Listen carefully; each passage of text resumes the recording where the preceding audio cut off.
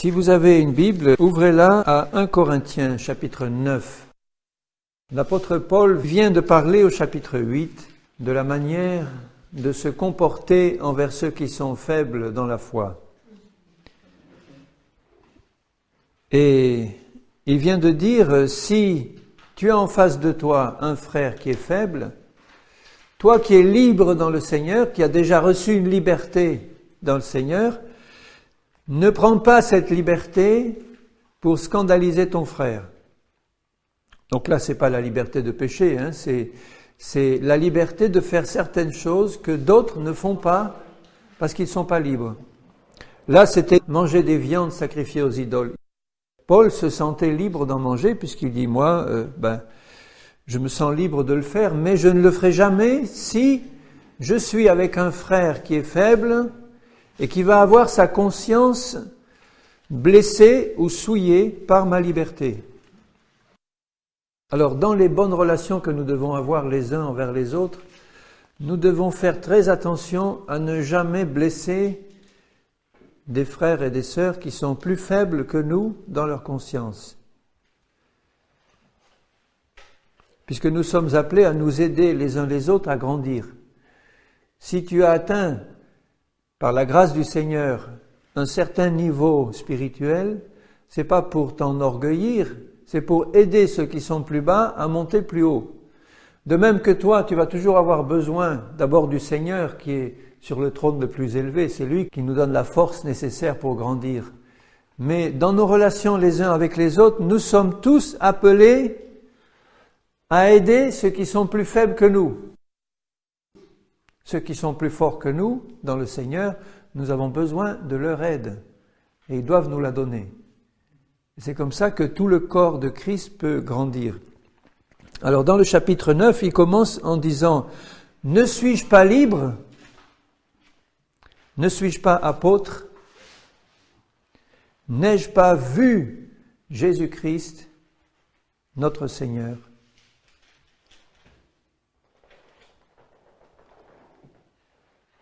N'êtes-vous pas mon œuvre dans le Seigneur ? Si pour d'autres je ne suis pas apôtre, je le suis au moins pour vous, car vous êtes le sceau de mon apostolat dans le Seigneur. C'est là ma défense contre ceux qui m'accusent. Maintenant, il va parler de son ministère et de ses droits en tant qu'apôtre. Il avait vu Jésus-Christ.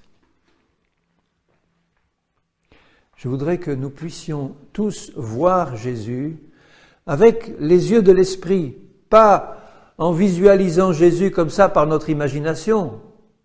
C'est pas ça que je veux dire, mais par la foi que nous puissions contempler Jésus tel qu'il est. Parce que quand nous contemplons Jésus tel qu'il est, au travers de sa parole, en méditant sur lui, sur ce qu'il est lui, et en le priant, en ayant une relation intime avec lui, en le priant, plus nous avons ce contact vivant et personnel avec Jésus, et plus nous allons le voir tel qu'il est, c'est-à-dire nous allons le comprendre, il va nous révéler toujours plus sur lui, et nous avons besoin de voir Jésus tel qu'il est.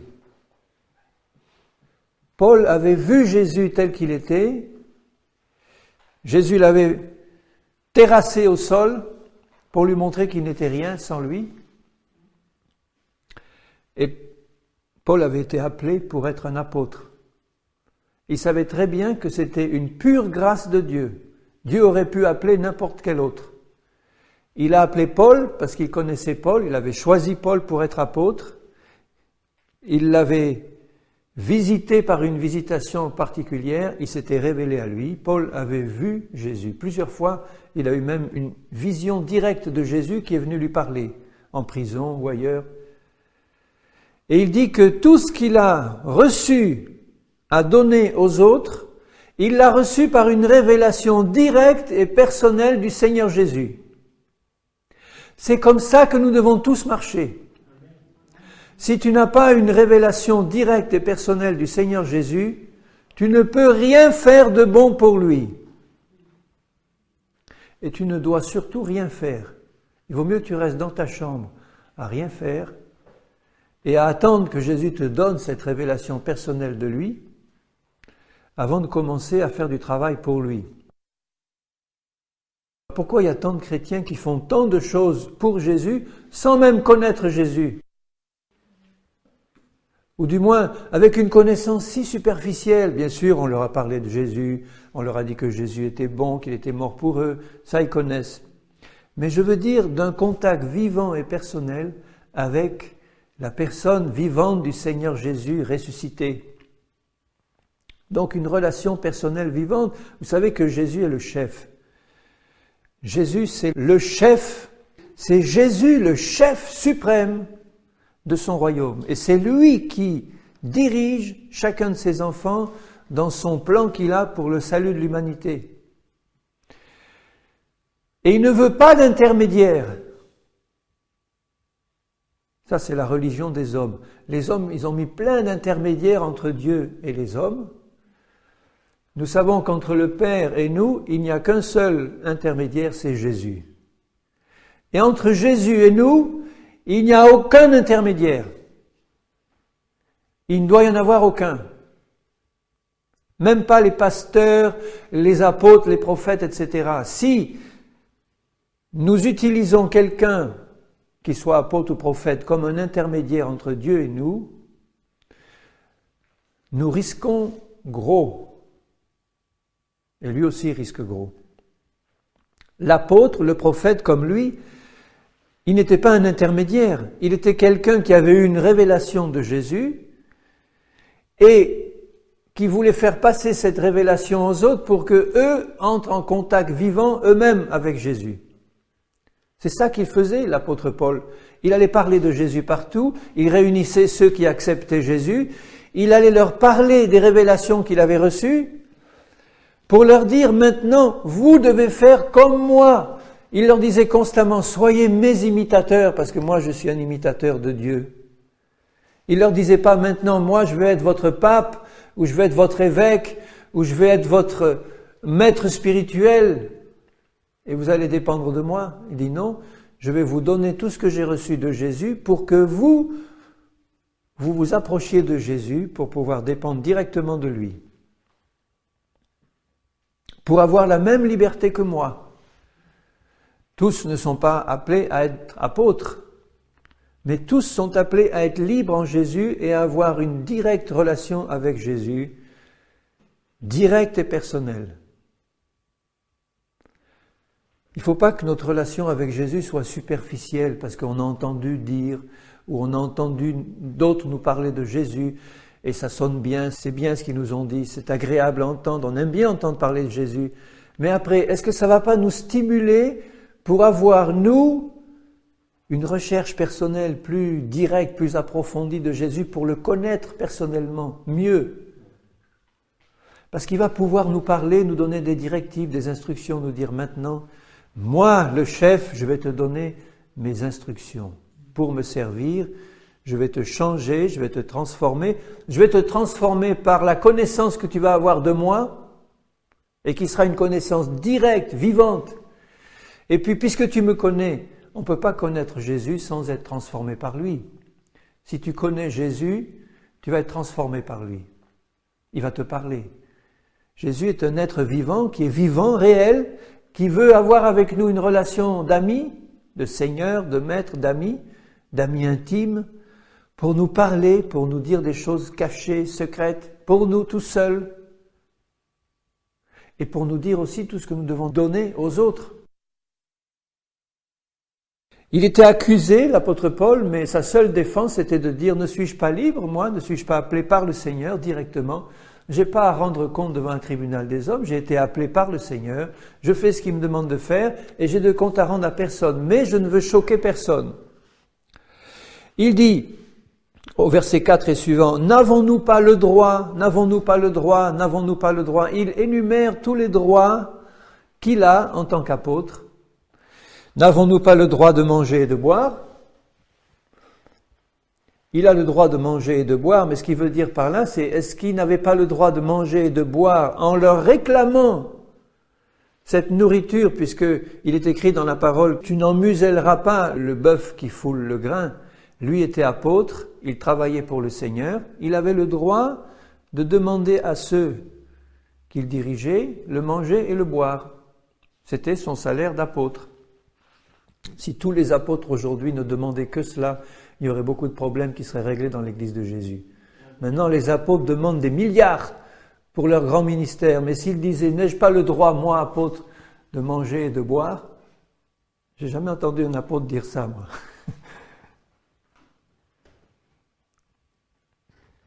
N'avons-nous pas le droit de mener avec nous une sœur qui soit notre femme, comme font les autres apôtres et les frères du Seigneur, et Céphas, qui était Pierre? Pierre, soi-disant le premier pape, était marié, puisqu'il avait sa femme, et les autres aussi. C'était un droit. Est-ce qu'on n'a pas le droit de manger, de boire, d'avoir une femme? Ou bien, est-ce que moi seul et Barnabas, nous n'avons pas le droit de ne pas travailler? Lui, Paul, il se faisait un devoir de travailler. Il avait le droit de ne pas travailler au sens gagner sa vie en faisant un métier. En tant qu'apôtre, il avait le droit de demander aux brebis de pourvoir à ses besoins. Mais il se faisait un devoir de renoncer à ce droit. Il le dit un peu plus loin. Et je vais le lire. Qui jamais fait le service militaire à ses propres frais? Qui est-ce qui plante une vigne et qui n'en mange pas le fruit? Qui est-ce qui fait paître un troupeau et ne se nourrit pas du lait du troupeau? Ces choses que je dis n'existent-elles que dans les usages des hommes? La loi ne les dit-elle pas aussi? Paul énumérait ses droits en tant qu'apôtre. Et il dit un peu plus loin, au verset 10, « Dieu se met-il en peine des bœufs ou parle-t-il uniquement à cause de nous? Oui, c'est à cause de nous qu'il a été écrit que celui qui laboure doit labourer avec espérance, et celui qui foule le grain fouler avec l'espérance d'y avoir part.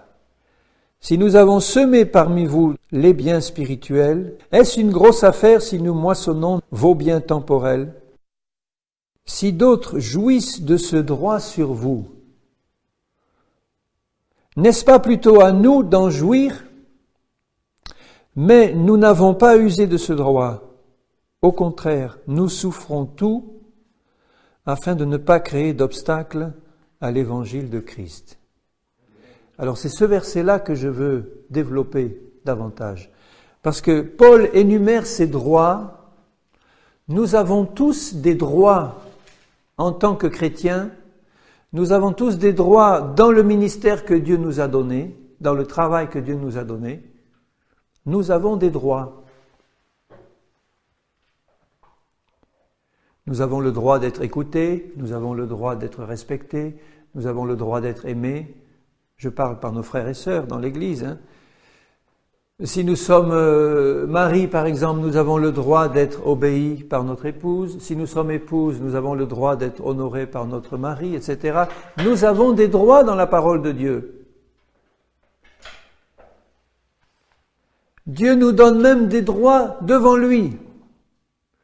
Tu as le droit, si tu remplis les conditions, de recevoir certaines choses de Dieu.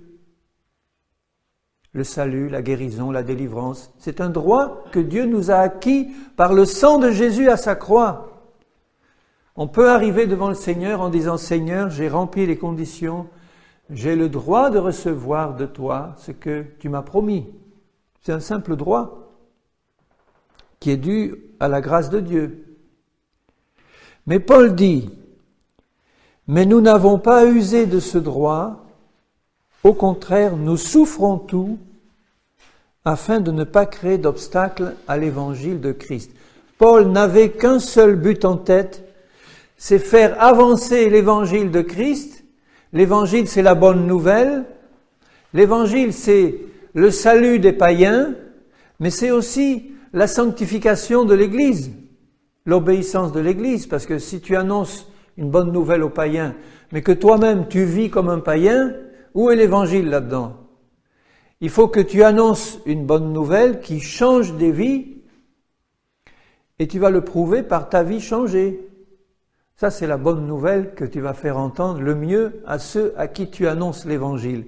Tu annonces un évangile qui est capable, par la puissance d'un Dieu vivant, de changer les vies.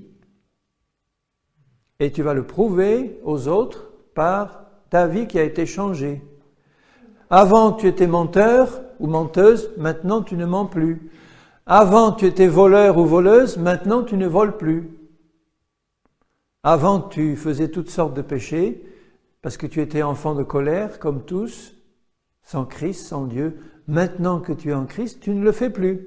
Alléluia, parce que tu es une nouvelle créature en Jésus-Christ, et que ça doit se voir, et que ça se voit. Donc, l'apôtre Paul dit, tous ces droits que j'ai, j'y ai renoncé, et je souffre tout pour que cet évangile ne soit pas confronté à des obstacles. Le Seigneur va souvent nous demander de renoncer à nos droits ou à un droit quelconque pour que nous souffrions quelque chose qui va permettre à l'Évangile d'avancer dans la vie d'un autre. Si nous avions demandé nos droits, ça aurait été un obstacle à l'avance de l'Évangile dans une autre vie. Paul aurait pu venir devant les Corinthiens en disant « Je suis celui qui vous est engendré en Christ, celui qui vous est évangélisé, qui vous est enseigné. J'ai le droit de recevoir de vous un salaire et je vous le demande et c'est normal, vous le payez. Vous subvenez à mes besoins. » Et les autres l'auraient fait, ils auraient dû le faire naturellement, sans problème. Mais Paul a senti que ça pouvait être un obstacle à l'avance de l'Évangile à Corinthe. Et poussé par le Saint-Esprit a poussé Jésus à renoncer à tous ses droits de Dieu vivant. Jésus a renoncé à tous ses droits. Il avait le droit de nous juger, de nous condamner. Il avait le droit de nous jeter en enfer, tous, à cause de notre péché. Il avait le droit de nous condamner comme des meurtriers que nous étions.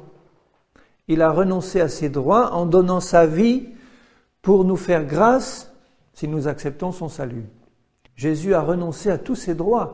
Et il a renoncé à toutes ses prérogatives de Dieu, à tout ce qui faisait sa gloire et sa puissance dans le ciel. Il a renoncé à tout pour se faire simple homme, semblable à nous, pour se mettre au rang des malfaiteurs, au rang de ceux qui sont crucifiés sur une croix. C'était les pires des gens qu'on crucifiait sur la croix. Il a renoncé à tout ça pour faire avancer l'Évangile. Qu'est-ce qui se serait passé s'il avait gardé tous ses droits? Nous serions tous perdus. Il avait le droit de nous condamner. Il a renoncé par amour pour nous qui étions dans notre faiblesse et notre péché. Il a renoncé à ses droits de Dieu justicier pour nous faire grâce en donnant sa propre vie et en s'abaissant lui-même jusqu'à renoncer complètement à tout ce qui aurait pu être pour lui une occasion de réclamer justice devant Dieu. Il a renoncé à tout. Il a dit, Seigneur, que ta justice qui aurait dû s'abattre sur eux, s'abatte sur moi. Et il a été condamné à mort. Il a renoncé. Par amour. Et Paul fait la même chose ici. Il dit aux Corinthiens, je renonce à ces droits pour qu'il n'y ait pas d'obstacle à l'évangile de Christ. Nous devons être sensibles à l'action du Saint-Esprit pour nous montrer quels sont, jour après jour, moment après moment, les droits que nous avons auxquels le Seigneur nous demande de renoncer. Il y en a énormément. Dans le couple, entre frères et sœurs dans l'Église, nous avons beaucoup de droits. Si tu es injustement traité ou calomnié, par exemple, tu aurais le droit à ce qu'on te rende justice, à ce que la vérité soit faite, à ce que des mensonges soient éliminés, etc. C'est un droit. Jésus te demande d'y renoncer pour faire avancer l'Évangile.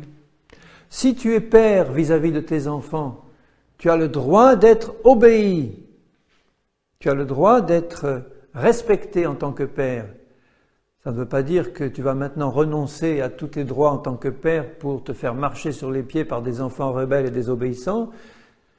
Mais ça veut dire que le Seigneur va te montrer quelquefois que tu es appelé à renoncer à certains droits pour t'humilier devant tes enfants, pour que l'Évangile avance dans leur cœur. Ou entre mari et femme. Tu as le droit d'exercer une autorité de mari sur ton épouse, dans le Seigneur, bien sûr. Là, je parle toujours dans l'esprit. Je ne dis pas que tu as le droit d'être un tyran. Tu n'as pas le droit d'être un tyran. Mais tu as le droit d'exercer une autorité qui peut être quelquefois forte, ferme, sur ton épouse. De lui dire des vérités en face, ou de lui dire des choses fermement, ou tu as le droit de le faire en tant que mari. Le Seigneur te demandera de renoncer à ces droits par amour pour ton épouse qui est plus faible que toi peut-être, puisqu'il dit tu as affaire à un sexe plus faible, pour que tu laisses le Saint-Esprit lui parler directement, pour lui faire comprendre ce que ton droit ne lui aurait pas fait comprendre si tu l'avais exercé, même dans l'esprit. C'est important de comprendre ça. Parce que je peux exercer mon droit de direction et de commandement de mon épouse d'une manière charnelle, d'une manière mauvaise. Bon, Dieu n'aime pas ça, il va me corriger si je le fais. Mais même si je marche dans l'esprit, si je suis rempli de bons sentiments et de bonnes intentions, je peux vouloir, dans cet esprit-là, exercer mon droit sur mon épouse en essayant de la reprendre dans l'esprit, avec amour, en essayant de lui montrer qu'elle a tort, en essayant de... Alors que ce n'est pas le moment du Saint-Esprit et que je suis en train d'utiliser mon droit, même avec de bons sentiments, à un moment ou d'une manière qui ne va pas produire de fruits dans le cœur de ma femme ou de mon épouse, alors que le Seigneur me dit « renonce à ton droit, tu le feras plus tard ou pas à ce moment-là ou pas de la manière dont tu veux le faire maintenant, mais reste tranquille, prie et fais preuve d'amour simplement. » Donne l'exemple sans parole. Inversement aussi, au niveau de l'épouse, c'est pareil. L'épouse a le droit d'avoir certaines choses, le respect, l'honneur de son mari. Elle a le droit de demander certaines choses que son mari doit lui donner. Mais le Seigneur nous demandera de renoncer à ces droits pour que l'Évangile avance dans le cœur du mari. De renoncer à ces droits, de renoncer à mes droits personnels, même s'ils sont justes devant Dieu.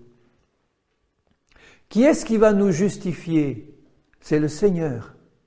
Le Seigneur qui connaît toutes choses et qui voit que je me suis volontairement privé d'un droit d'intervention que j'aurais pu avoir là, pour uniquement faire avancer l'œuvre de l'Évangile dans un cœur. Le Seigneur va me rendre justice et il va travailler puissamment par son esprit. Il va travailler par son esprit pour lui montrer à l'autre que finalement, c'est toi qui avais raison et c'est toi qui volontairement as renoncé à ton droit. Et ça va être un témoignage beaucoup plus fort dans son cœur que si tu avais exercé ton droit, même dans l'esprit, dans un bon sentiment. Paul avait le droit de réclamer quelque chose. Il n'aurait pas été charnel en le faisant. Il y en a beaucoup qui ne s'en privent pas, mais qui le font en plus de manière charnelle. Paul aurait pu le faire. Il y a renoncé volontairement parce que le Saint-Esprit lui a dit « Stop, tu as le droit de le faire, c'est bon si tu le fais, c'est pas mauvais, mais tu peux encore faire quelque chose de mieux qu'exercer ton droit. Donc tu ne fais pas mal si tu exerces ton droit, mais tu pourrais encore faire quelque chose de mieux, c'est-à-dire d'avoir vraiment l'esprit de Jésus-Christ et que l'œuvre de la croix soit faite dans ton cœur au point que tu acceptes même de renoncer à tes droits, à te dépouiller de tout droit. Tu as le droit d'être écouté par ta femme ou par ton mari, tu as le droit d'être entendu, tu as le droit d'être servi, etc. Si tu renonçais à ces droits, le travail de l'Évangile se ferait beaucoup plus vite dans son cœur. Est-ce que Paul ne dit pas, par exemple, aux femmes qui ont des maris d'un caractère difficile, il ne leur dit pas « tu vas les gagner sans parole, uniquement par ton comportement chaste et réservé, doux, ayant dans le cœur la pureté incorruptible d'un esprit doux et paisible. Jésus a renoncé à ses droits et il n'était pas anxieux et agité parce qu'il avait renoncé à ses droits et que personne ne pouvait s'occuper de ses droits. Il avait l'esprit parfaitement en paix. Et je vous assure qu'il y a une grande joie quand on renonce volontairement à ses droits par amour pour Jésus-Christ et pour faire avancer l'Évangile. Il y a une grande joie qui remplit notre cœur. La croix a un goût très amer au début, mais quand on y goûte à fond, c'est un délice. C'est une puissance pour le salut de ceux qui croient. La croix, c'est le symbole même du renoncement à tous les droits. Quand tu es cloué sur une croix, tu n'as plus aucun droit. Tu as juste le droit de mourir, sans rien dire. Au verset 18, il dit « Quelle est donc ma récompense ? C'est d'offrir gratuitement l'évangile de Christ que j'annonce, sans user de mon droit de prédicateur de l'évangile. Car bien que je sois libre à l'égard de tous, je me suis rendu le serviteur de tous afin de gagner le plus grand nombre. » Voilà l'esprit de quelqu'un qui renonce à ses droits. Il dit « Je me suis fait le serviteur de tous pour gagner le plus grand nombre. » Alors, mari chrétien, si tu renonçais plus souvent à tes droits vis-à-vis de ton épouse, elle grandirait plus vite dans le Seigneur. Alors, examine quels sont tes droits et regarde comment tu les exerces. Et j'espère que tu as assez de discernement pour reconnaître tes droits spirituels de tes droits charnels. Parce que si tu es charnel, tu vas réclamer des choses comme des droits et tu n'as pas le droit de réclamer ces choses comme des droits. Parce que c'est charnel. Il y a des choses qu'un mari qui agit de manière charnelle réclame à sa femme. Il n'a pas le droit de les réclamer parce que ce n'est pas demandé de manière spirituelle ou ce n'est pas quelque chose de spirituel. Ou il agit dans un sentiment qui n'est pas spirituel. Si tu demandes à ta femme avec autorité, avec autoritarisme ou sans tenir compte de sa sensibilité, de ses besoins, de ses souffrances, de ses problèmes, si tu lui demandes quelque chose d'une manière autoritaire et d'une manière dure, tu n'as pas le droit de faire ça. Là, ce n'est même pas un droit que Dieu te donne, c'est un droit que tu prends toi.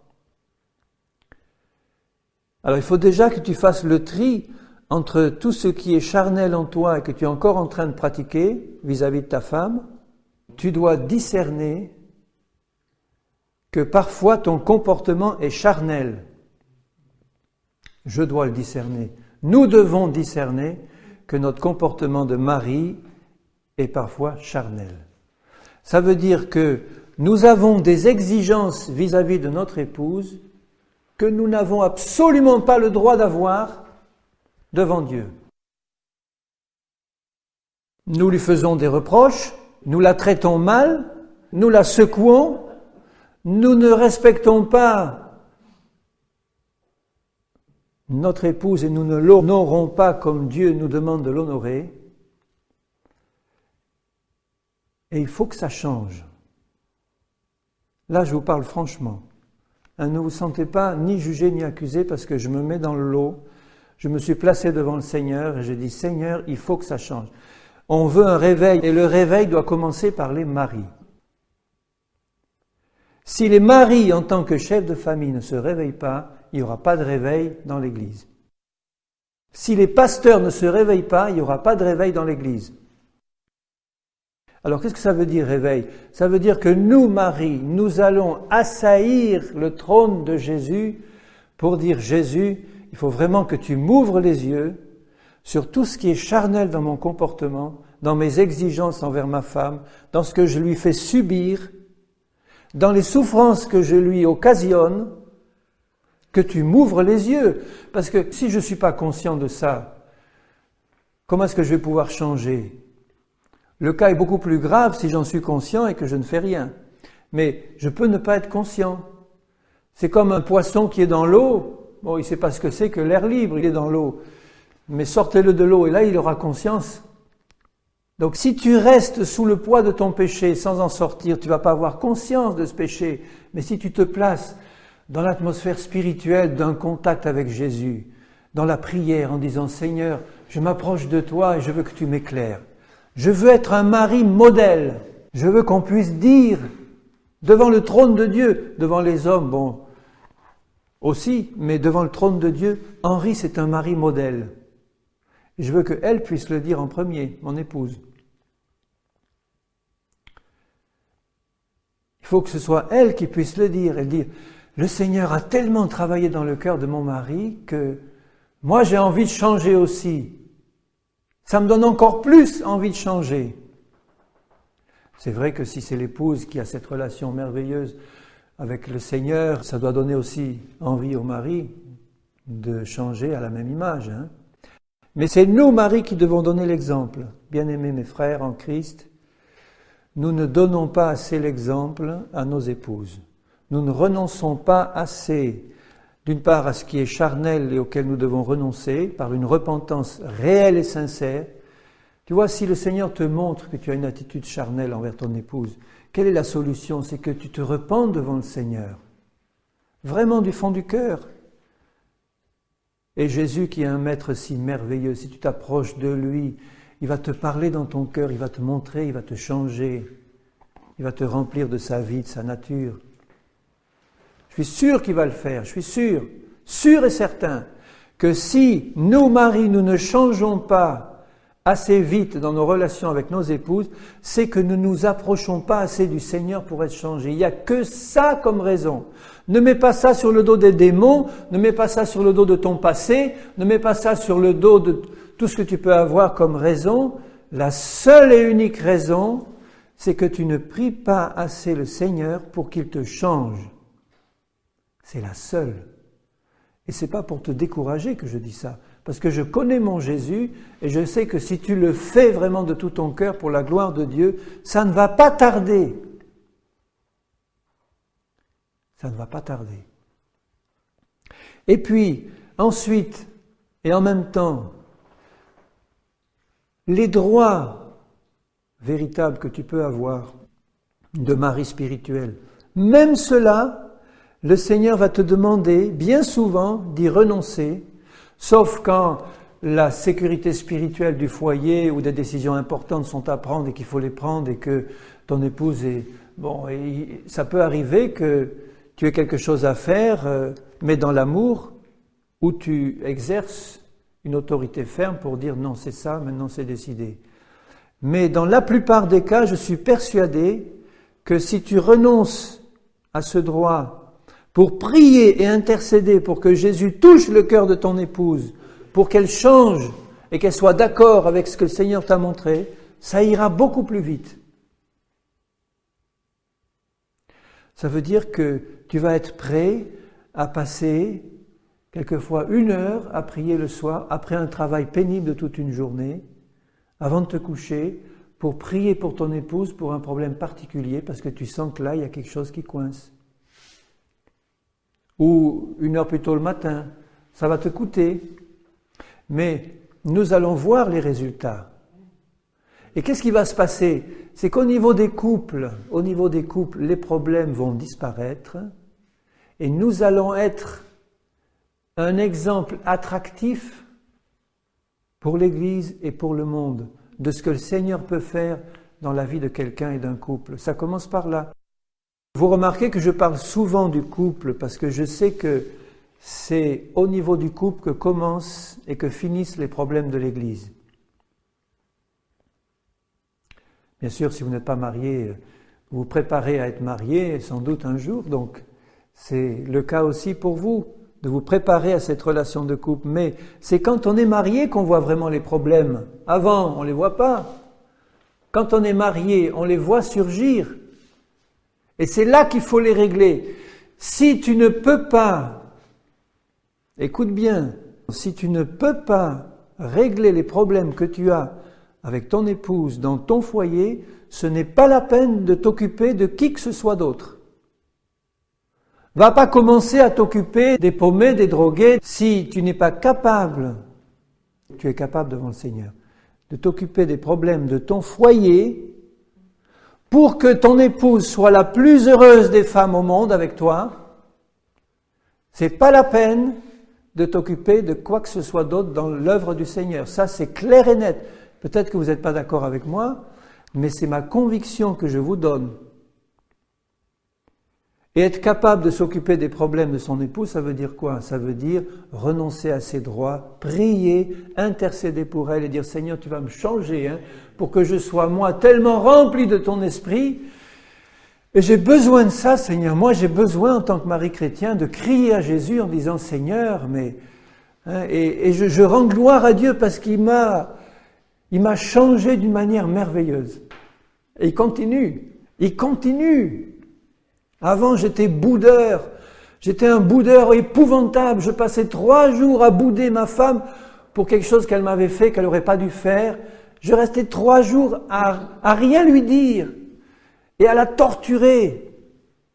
Et même après être devenu chrétien. Et après, je venais demander pardon et puis une semaine après, je recommençais. Jusqu'au moment où le Seigneur m'a châtié. Je ne vous dis pas comment il vous le montrera à vous. Le Seigneur m'a châtié sévèrement et il m'a aussi parlé avec amour, parce qu'il n'y a que ça qui peut me convaincre, c'est que le Seigneur me parle avec amour, mais souvent il nous parle avec amour et on a le cœur tellement dur, enfin moi c'était mon cas, j'avais le cœur tellement dur et sec, que j'écoutais la voix du Seigneur me parler, je dis oui tu as raison Seigneur, mais ce n'était pas suffisant pour arrêter de bouder envers ma femme. Le Seigneur a employé les grands moyens. Il m'a fait souffrir par un châtiment correct, une bonne fessée spirituelle en me disant « Tu n'as pas compris, tu vas comprendre, bien-aimé. Moi, je suis ton père et je châtie ce que j'aime. » Et quand j'ai été châtié, j'ai dit « Seigneur, je préfère entendre ton langage d'amour, Seigneur. » Et me repentir devant toi, ça a duré, c'était dur. Mais le Seigneur m'a donné la victoire, alléluia, parce que j'ai compris. Et pour tous mes problèmes vis-à-vis de ma femme, c'est pareil. C'est la même chose. Le Seigneur me montre, parce que je vois bien quand il y a des problèmes. Vous ne vous rendez pas compte quand il y a des problèmes avec votre épouse? Moi, je m'en rends compte parce que je sens qu'il y a une tension, je sens que ça ne va pas, je sens qu'il n'y a pas trop de communion, qu'on est chacun de notre côté. Il n'y a pas deux cœurs unis, fondus, comme Jésus le voudrait. Alors je dis, bon Seigneur, il faut que ça change. Et puis avant, je disais, Seigneur, change-la, Seigneur, mais change-la, regarde comment elle est, Seigneur, comment elle me fait souffrir, regarde ci et ça. C'était pas un monstre, du tout. Mais c'est comme ça que je le voyais, moi. Et puis le Seigneur, il a changé ma prière, et puis après, j'ai commencé par dire, Seigneur, change-nous tous les deux. Et puis après, il m'a dit, non, c'est pas ça que je te demande. Prie, Seigneur, change-moi. Et puis bénis-la. Mais Seigneur, change-moi d'abord. Change-moi, Seigneur, change-moi, Seigneur, change-moi, Seigneur. Et puis Seigneur, bénis-la, bénis-la. Et c'est comme ça que ça se passe. Et c'est comme ça que nous allons avoir de grandes victoires parce qu'il y a de grands risques. Combien de couples je vois chavirer, combien de couples chrétiens je vois divorcer, je vois se séparer. Et puis ils vont glorieusement continuer à servir le Seigneur et des pasteurs qui divorcent et puis ils vont continuer à dire, bon, alléluia, je changeais de femme, j'en ai trouvé une meilleure. C'est une honte pour l'Église de Jésus-Christ. Et on fait tout ça au nom de Jésus. Il y a énormément de couples chrétiens qui ne vont pas. Je dirais que c'est 99% des couples chrétiens qui ne vont pas. Ou qui ont compris que ça n'allait pas et qui cherchent ensemble la face de Dieu pour que ça aille, au lieu d'arriver jusqu'au point où on dit, bon, ben maintenant, on casse et on se sépare. Quelle tristesse de voir ça. Il ne faut pas qu'il en soit de même pour nous. Parce que Satan est à l'œuvre pour faire ça. Et ça commence tout doux, tout doux. Ça commence par des petites choses qui s'alourdissent jour après jour, mois après mois, année après année. Ça s'accumule et ça s'accumule. Puis on arrive au point où on se regarde et puis on dit, mais qu'on est loin l'un de l'autre maintenant. C'est un péché, bien-aimé. Il faut arrêter ça. Moi, je veux voir la gloire de Dieu dans son Église, dans la vie de mes bien-aimés, de mes frères, de mes sœurs. Croyez pas que je juge mes frères qui sont maris comme moi. Je me juge avec vous. Je sais qu'il faut absolument que nous changions. Et vraiment que nous changions à fond. Nous avons encore beaucoup de progrès à faire et la responsabilité vient des maris. Et elle doit commencer le plus vite possible ou elle doit continuer le plus fort possible par une remise en cause de nous, maris chrétiens. On va peut-être faire des réunions spéciales entre hommes là pour nous stimuler à ça, prier, intercéder et dire Seigneur, tu vas nous changer à nous, maris chrétiens, pour qu'on soit vraiment des représentants de Christ vis-à-vis de nos épouses et qu'on soit remplis d'amour, de joie et de patience et de paix et qu'on les rende heureuses. Je me rappelle que quelque temps après avoir connu ma femme, je vais vous donner un secret là. Quelque temps après avoir connu ma femme, je n'étais pas chrétien ni rien du tout. Eh bien, je l'ai connue, elle m'a beaucoup plu, moi je l'ai plu aussi, et puis on a décidé de se marier. Et puis quand on s'est marié, je ne sais pas si c'était avant ou après, je lui ai fait cette promesse, je lui ai dit, chérie, je veux te rendre heureuse. Tu te rappelles? Bon. Pendant longtemps, ça a été qu'une promesse en l'air, parce que j'avais bien le désir, mais bon, finalement, les problèmes arrivant, et puis je voulais faire valoir mes droits, et puis non, et puis ça allait pas, et puis... Mais le Seigneur m'a constamment rappelé cette promesse. Tu lui as dit, je veux te rendre heureuse. Et c'est ça que Dieu veut pour nous, maris chrétiens. Nous devons rendre nos femmes heureuses au prix du renoncement à tous nos droits, au droit d'être écouté, au droit d'être chouchouté. Tu renonces à tout ça. Si elle t'écoute pas, tant pis. Si elle te respecte pas, tant pis. Si elle t'en veut, tant pis. Si elle n'est pas assez câlineuse, tant pis. Si elle te fait pas des bons petits plats, tant pis. Renonce à tous tes droits. Et dis maintenant, Seigneur, fais un travail profond en moi pour que je rende ma femme parfaitement heureuse avec moi. Bien sûr, elle ne pourra être pleinement heureuse qu'avec Jésus. Vous savez ce que je veux dire, hein? Donc si elle a une relation personnelle avec Jésus, elle sera pleinement heureuse, mais elle peut être pleinement heureuse avec Jésus et malheureuse avec moi. Il faut que je la rende pleinement heureuse et que je m'y engage devant Dieu. Est-ce que vous voulez prendre cet engagement si vous ne l'avez pas pris? Est-ce que vous voulez prendre ce soir si vous ne l'avez jamais pris? Je fais cet appel. Si tu es décidé dans ton cœur devant Dieu, est-ce que tu es prêt à prendre cet engagement devant le Seigneur? Seigneur, je veux rendre ma femme parfaitement heureuse avec moi. Et tu vas travailler en moi. Tu vas travailler en moi pour que je puisse le faire parce que c'est pas par mes efforts, ma volonté, c'est par le travail de transformation que tu vas faire en moi parce que moi je vais te chercher dans la prière pour dire Seigneur, transforme-moi. Tout ce qui fait encore souffrir ma femme, tu vas me le montrer sans même qu'elle ait besoin de me le dire. Tu vas me le montrer Seigneur et tu vas me montrer ce que je dois faire, ce que je dois être pour pouvoir la rendre vraiment heureuse. C'est important, hein? Vous ne pouvez pas imaginer l'importance de ce que je suis en train de dire ce soir. C'est la gloire du Seigneur qui est en cause.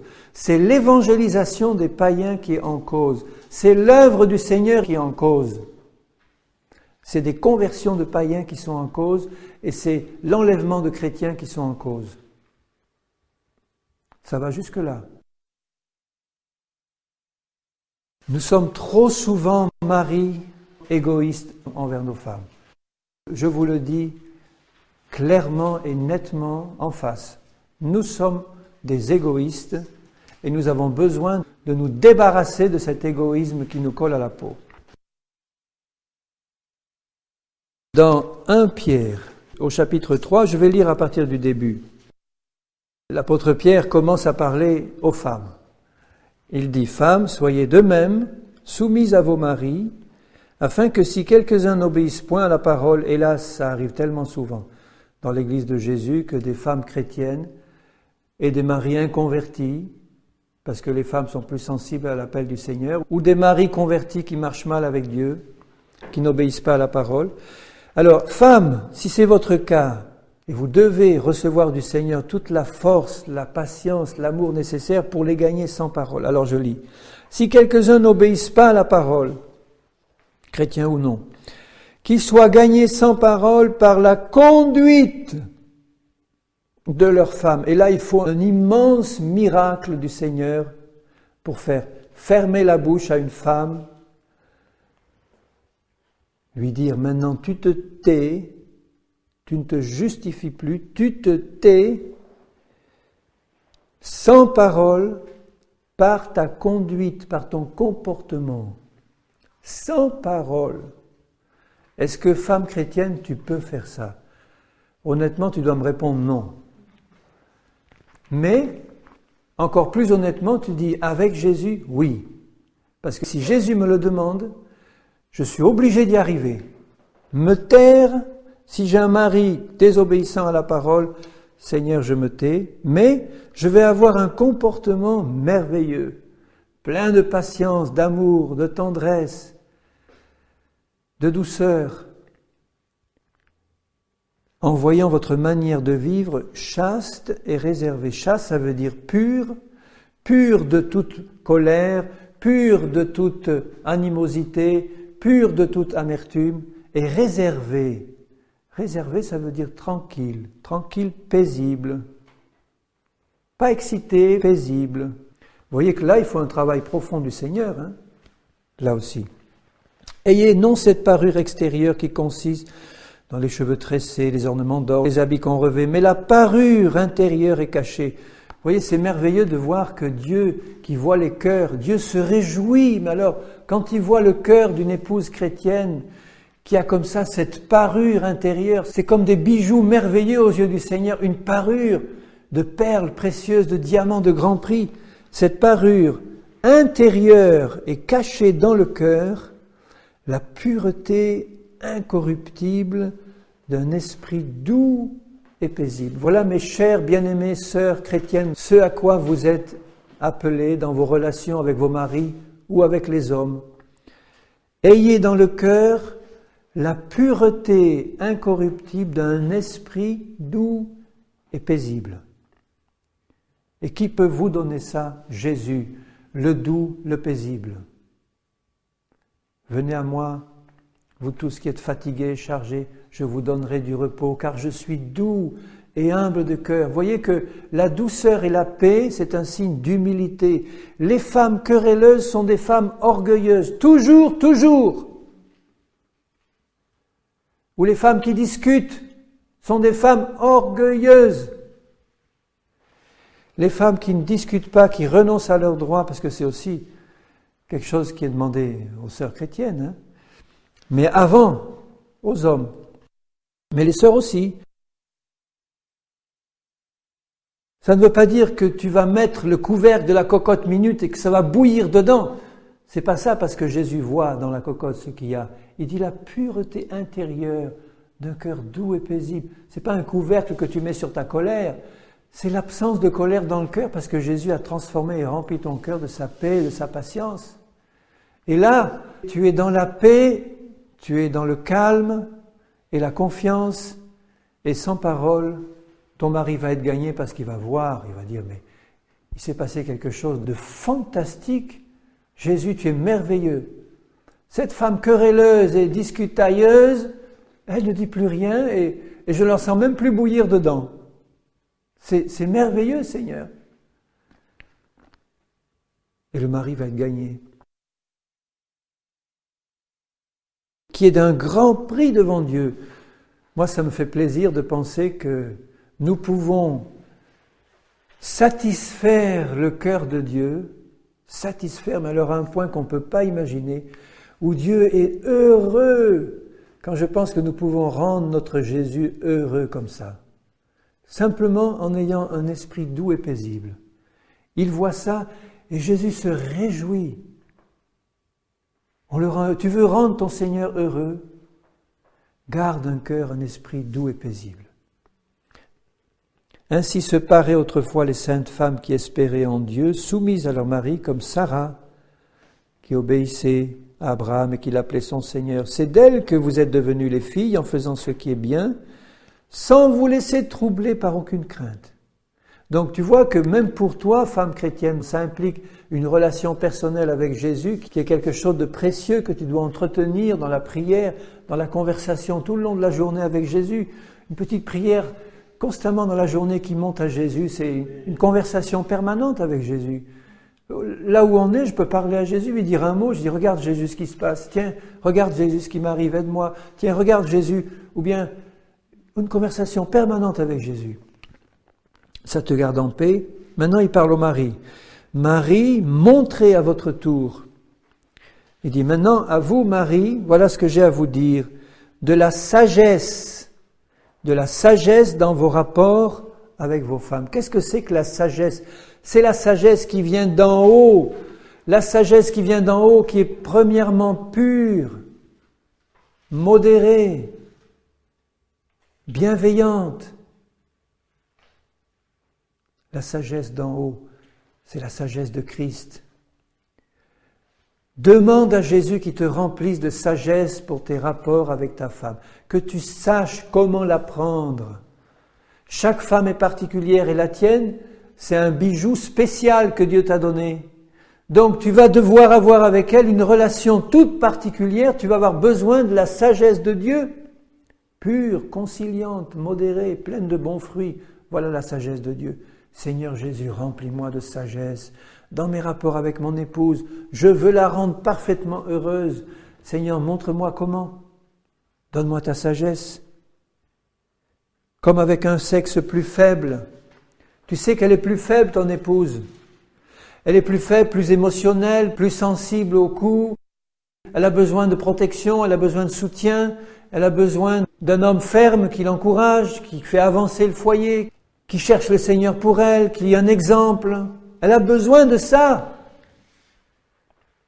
Parce qu'elle est constituée par Dieu d'une nature plus faible, qui doit être elle-même une aide envers son mari, mais c'est son mari qui la soutient. Donc il dit, honorez-les comme devant hériter avec vous de la grâce de la vie. Elle doit hériter avec toi. Elle va avoir le même héritage que toi. Au ciel, les hommes et les femmes ne prendront plus de mari, nous serons tous comme des anges de Dieu. Nous aurons la même vie éternelle là-haut, les mêmes maisons que Dieu nous a préparées, la même présence du Seigneur pour tous. Mais là, ici-bas, il dit, honore-les, bien que tu sois son Seigneur, au sens spirituel, honore-les, qu'il en soit ainsi afin que rien ne vienne faire obstacle à vos prières. Tout à l'heure, nous parlions des obstacles à l'Évangile qui pouvaient être enlevés si nous renonçons à certains droits personnels. Là, il dit qu'il y a des obstacles à tes prières qui peuvent être enlevés si tu honores ta femme. Si tu rends honneur à ta femme, en privé comme en public c'est très facile d'honorer sa femme, mais en privé c'est beaucoup plus difficile. Parce qu'en privé il n'y a que toi et elle. Et il n'y a personne pour te regarder, mais tu oublies qu'il y a Dieu et tous ces anges qui te regardent. Et Satan aussi malheureusement. Mais en privé, quand on oublie ça, c'est beaucoup plus difficile d'honorer son épouse qu'en public, quand tout le monde nous voit. Ça c'est facile. En public, tu peux avoir un comportement parfaitement spirituel avec ton épouse et dès que tu rentres dans la maison et que personne ne te voit, tu deviens un monstre. Enfin, ou presque. Ça va pas, ça. Honore-les, ça veut dire que tu vas chercher les moyens de lui rendre honneur. Comment est-ce que, ma chérie, je vais pouvoir te rendre honneur ? C'est pas un compliment fait à la va-vite comme ça. Bon, c'était pas mauvais aujourd'hui ce que tu m'as fait, mais enfin. C'est pas ça, rendre honneur à son épouse. Rendre honneur, ça veut dire être constamment à l'affût de quelque chose que tu vas pouvoir faire pour l'honorer. Et souvent, enfin, la plupart du temps, on honore ceux qui sont à une position plus élevée. On honore les chefs, on honore les présidents, on honore ceux qui ont une position élevée. Eh bien, Jésus, qui a la position la plus élevée, s'est abaissé jusqu'à honorer ses disciples en leur lavant les pieds. Voilà comment tu vas honorer ta femme, en lui lavant les pieds, spirituellement. En étant à la recherche de toutes les petites choses qui vont pouvoir enlever les saletés qu'elle a sur ses pieds, puisque laver les pieds, à l'époque, c'était quoi? Il y avait un voyageur fatigué qui arrivait dans une maison, il n'y avait pas de route goudronnée comme aujourd'hui, ils avaient de la poussière partout. Et quand ils arrivaient dans une maison avec leurs petites sandales à lanières, là, la première chose qu'on faisait pour honorer un invité, c'est de lui enlever ses sandales. Il dit, bon, tu vois, ses pieds pleins de poussière, c'est pas confortable, c'est pas agréable. On va te laver les pieds et on honorait l'invité. Jésus a fait ça avec ses disciples et il a dit, faites-le aussi vous. Moi, le Seigneur est le maître. Toi, le Seigneur est le maître de ton épouse. Tu vas renoncer à ton droit de Seigneur et maître pour te mettre là devant elle, apporter la bassine et lui laver les pieds. Alors spirituellement, ça veut dire quoi? Ça veut dire que tu vas essayer de voir quelles sont les petites choses qui vont augmenter son confort, qui vont augmenter son bien-être, qui vont lui permettre d'avoir des pieds confortables, sans poussière, et qui vont la réjouir, et qui vont lui montrer que dans cette maison, il y a quelqu'un pour la servir, pour regarder quels sont ses besoins, au lieu de regarder quels sont tes besoins, au lieu de dire, tiens, ma femme, elle m'a pas fait ça aujourd'hui, tiens, elle m'a fait ça aujourd'hui, elle m'a pas fait ça. Tu n'es centré que sur tes besoins si tu dis ça. Mais si tu regardes quels sont les besoins de ton épouse, passe ton temps à regarder quels sont les besoins concrets de ton épouse et comment tu vas pouvoir y répondre. Et en le faisant, le Seigneur va nous bénir parce qu'on aura vraiment l'esprit de Jésus-Christ et il va exaucer plus rapidement nos propres prières. Combien de nos prières sont retardées? Ça ne vous arrive pas d'avoir des prières dont l'exaucement traîne, puis on se dit, ah Satan, qu'est-ce qu'il doit travailler là pour arrêter ça? Ah Seigneur, je vais lier ces puissances, je vais chasser tous ces démons qui m'empêchent d'avoir l'exaucement. Et Jésus, il dit, hé, toc toc, non, écoute-moi, tu n'as pas honoré ta femme comme tu aurais dû. Alors moi j'ai bloqué, la porte est fermée. Tu peux toujours crier, ça ne passera pas. Et moi, je désire que mes prières soient exaucées. Et vous savez que la plus grande prière que je désire dans mon cœur qui soit exaucée, c'est « Seigneur, révèle-toi à moi. Seigneur, que j'ai avec toi une communion plus grande. » Ça m'intéresse encore moins d'avoir des réponses à des prières, que « Donne-moi ci, donne-moi ça. » Mais Seigneur, donne-toi à moi davantage. Voilà la prière que j'ai sur le cœur pour moi. Je dis « Seigneur, je désire te connaître plus. Exauce-moi, Seigneur. » Jésus dira « Non. » C'est pas la peine, tu ne fais pas ce que je te demande d'abord. Tu n'honores pas ta femme et tu crois que moi, je vais me révéler à toi dans le sens où tu le veux toi, parce que tu fais encore une prière égoïste pour avoir d'autres choses pour toi. Seigneur, enlève cet obstacle. Seigneur, donne-moi un peu plus d'argent. Seigneur, tu vois s'il y a ça qui va pas. Seigneur, ou bien interviens pour... Dis non, je veux que tu honores ta femme d'abord. Et le Seigneur va nous montrer par son esprit 1001 manières d'honorer du matin au soir notre femme, depuis le lever du soleil jusqu'au coucher. Si nous sommes vraiment attentifs en disant « Seigneur, je rentre du travail, qu'est-ce que je vais faire? Est-ce que je me mets dans mon fauteuil à lire la dépêche du midi ou le midi libre en disant « Bon, amène-moi un bon verre d'eau et puis prépare-moi un bon repas pour ce... » Enfin, je caricature là, évidemment, mais...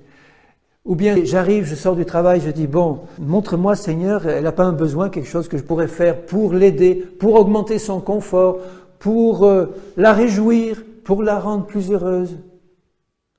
Et là, je renonce à mes droits et Dieu va me bénir d'une manière que je ne peux même pas imaginer. Je me réjouis parce que, vous voyez, si je suis amené à vous parler comme ça, c'est que je suis sûr dans mon cœur que le Seigneur fait une œuvre dans les couples, une belle œuvre. Mais le Seigneur voudrait que ça aille plus vite par une prise de conscience plus profonde de la responsabilité des maris d'abord. Il faut qu'on aille plus loin. Et on va aller plus loin par la grâce de Dieu. On va le faire et le Seigneur va nous y aider, lui qui est l'époux de l'Église. Il sait ce que c'est qu'un rôle d'époux, il va nous aider à être comme lui. Et nos femmes, de leur côté, nos chères épouses, vont elles aussi chercher le Seigneur pour recevoir de lui toute la patience et l'amour qu'il leur faut pour nous supporter encore, tant qu'on n'est pas à la mesure de la stature parfaite de Christ. Elles vont avoir besoin de nous supporter encore. Et je vous en supplie, mes chères sœurs, cherchez Dieu de tout votre cœur pour pouvoir nous supporter encore le temps que nous arrivions à la stature de Christ. On va y arriver. Moi, je m'engage, je dis, Seigneur, je sais quel est ton plan. Je dis, Seigneur, avec toi, je veux y arriver. Je sais que toi, tu veux que j'y arrive. Seigneur, à tous les deux, on va faire un travail merveilleux. Et ça va rejaillir sur mon foyer, mon épouse et sur toute ton Église. Et quand on va nous voir, on va dire gloire à Dieu parce que tu as fait une œuvre merveilleuse. On n'a jamais vu ça ailleurs. Et on te rend gloire, Seigneur. Amen. Seigneur, tu sais dans quel esprit j'ai apporté ce message. Et je voudrais surtout qu'aucun de mes frères ici ne se sente ni jugé ni condamné. Seigneur, si c'est le cas, je leur en demande pardon et je te demande pardon, Seigneur, parce que je sais que devant toi, apporter une parole comme ça, il faut vraiment l'apporter avec ton esprit. Et Seigneur, je te demande que tu parles au cœur de tous tes bien-aimés pour que cette parole pénètre, qu'elle fasse un travail profond, Seigneur, et que ton nom en soit vraiment glorifié, que nous, maris chrétiens de Codognan, Seigneur, et tous les maris chrétiens de ton peuple, nous puissions être transformés à ton image pour rendre nos épouses heureuses avec nous, même celles qui ont le plus mauvais caractère, Seigneur, qu'elles puissent dire « c'est un saint cet homme, c'est un ange de Dieu » et qu'elles soient gagnées à toi. Seigneur, et que tu bénisses aussi nos épouses et que tu leur accordes ta grâce de pouvoir nous supporter encore et de nous soutenir, Seigneur, comme tu les as placés comme nos aides, afin que ton nom soit glorifié dans les couples et que vraiment ça rejaillisse autour de nous pour ta gloire. Au nom de Jésus, Seigneur. Amen.